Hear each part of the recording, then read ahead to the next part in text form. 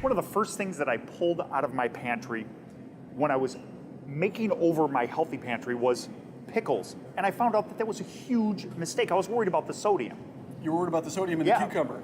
Well, no, I wasn't worried about the cucumber. I was worried about the sodium because that's how pickles are made. It's a massive amount of salt, but that's not such a big deal. It's not such a big deal. I would say that most Americans take in way too much sodium, but they're not getting it from pickles. They're getting it from packaged goods. They're at convenience stores or at fast food places. They're getting things in a can, a bag, or a box that are just loaded and preserved, not pickles. We need sodium in our diet. Salt is super important, and especially if you have hunger cravings, which I know you do, Chef Binks. Yes, no doubt about it. Pickles work awesome in between meals as snacks. Yep, and that's exactly what was recommended to me. I couldn't believe it.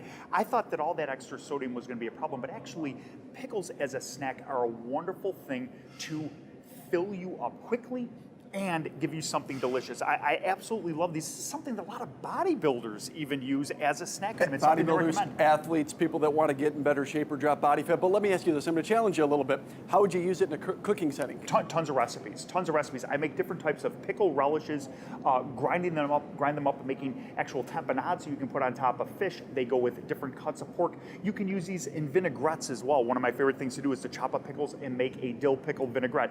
A lot of different methods and techniques you can use these for as an actual ingredient besides just using them as a snack. Now, you mentioned relish before too, and I want to say this, with relish, they could add a lot of sugar to it. Don't have to though, don't have to. If you make your own, yeah, is what you're going to say. Absolutely. If you're going to chop it up and make your own. So if you're going to add that to something like a burger, you want to be careful that you don't add too much of that pre-purchased relish that has a lot of sugar. And you hit the nail right on the head too. There's a lot of pickles on the market. There's a lot of wonderful choices. Always make sure to read the label. And I like Bubbies, by the way. Always make sure to read the label and watch for that sugar because some of those pickles are going to be loaded with it.